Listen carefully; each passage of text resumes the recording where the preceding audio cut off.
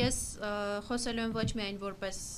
պաշտպան եւ որպես անտիֆեյքի խմբագիր, այլ պարզապես նաեւ որպես լրագրող, իրավաբան եւ քաղաքացի, ինչպես տեսնում եք, ես եւ մեր թիմը անտիֆեյքը հրաժարվել ենք համակերպվել Նարեկի եւ Վազգենի կալանավորման հետ եւ հրաժարվել ենք համակերպվել Հայաստանում խոսքի լրացման փորձի հետ։ Մենք թակում ենք հնարավոր բոլոր արևմտյան կառույցների դռները, միջազգային կառույցների դռները, տորպեդահարում ենք մեր նամակներով, նախորդին 40-ից ավելի նամակներ ենք ուղարկել միջազգային կազմակերպություններին եւ նաեւ աջակցություն մեր գործընկերների աջակցության շնորհիվ, մասնավորապես այս համատեքստում, ինչպես պարոն Մելիքյանը նշեց, ես էլ ուզում եմ շնորհակալություն հայտնել Հայաստանի ժուրնալիստների միությանը, նաեւ մեր գործընկեր լրագրողների եւ կառույցների աջակցության շնորհիվ մեր այսպես դռներ թակելը տեղ է հասել եւ Եվրոպայի խորհրդի լրագրողների անվտանգության հարթակը հնչեցրել է առաջին մակարդակի կոչ ահազանգ, որը շատ լուրջ նշանակություն ունի, լուրջ այն առումով, որ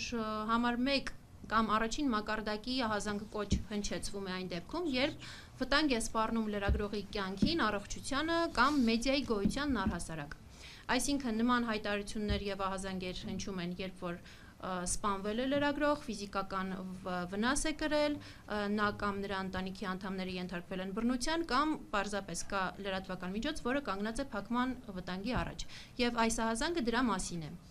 Մասնավորապես դեկտեմբերի 11-ին Եվրոպայի խորհրդի լրագրողների անվտանգության հարթակում հնչել է համար 1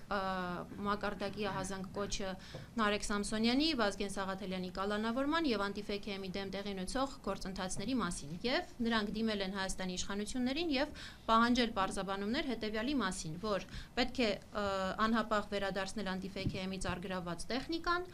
պետք է վերանայել Նարեկ Սամսոնյանի եւ Վազգեն Սաղաթելյանի կալանավորման հիմքերը նրանց ազատ արձակելու նպատակով, պետք է հիմնավորել իրավական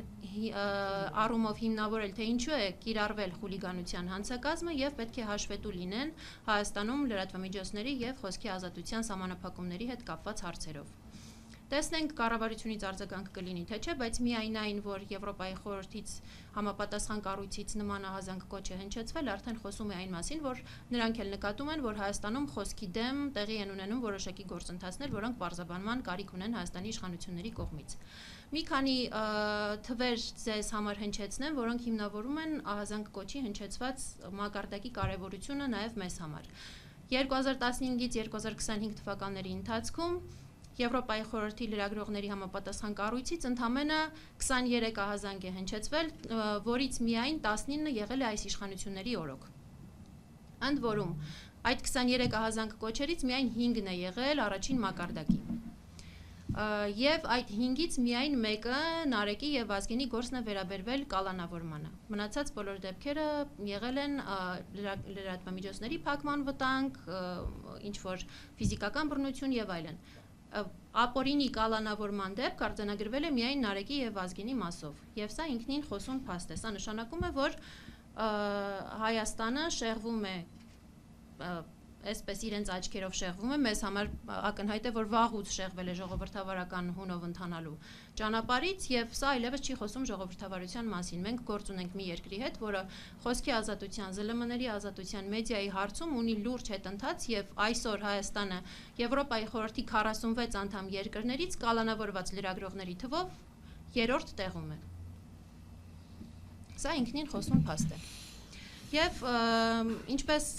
գործընկերներս ներկայացրեցին, իրավական մանրամասների մեջ չեմ ուզում մտնել, միայն մի քանի բառով ուզում եմ ասել, որ այն ինչ որ նոյեմբերի 13-ին տեղի ունեցավ Նարեկ Սամսոնյանի, Վազգեն Սաղաթելյանի եւ անտիֆեյքի դեմ, դա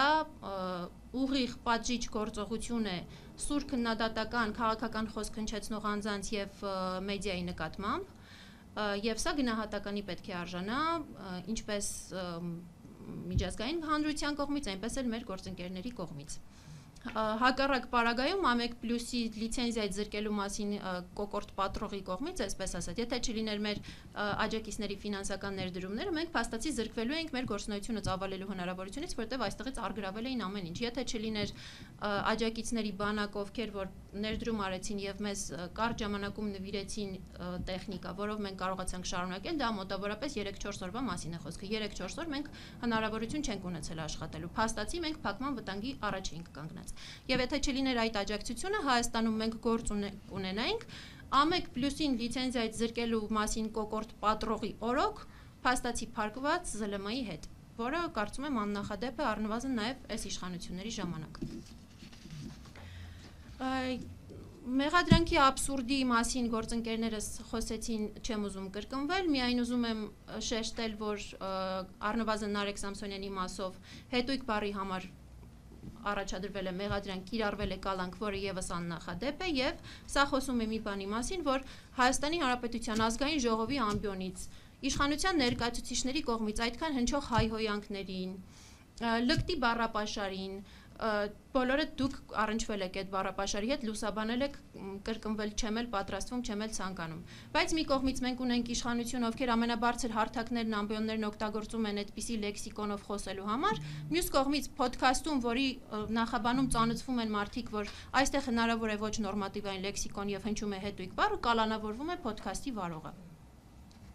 Եվ ինչի համար է ըստ մեզ այս ամենը կատարվում։ Սա այս գործը միայն Նարեկի եւ Վազգենի մասին չէ։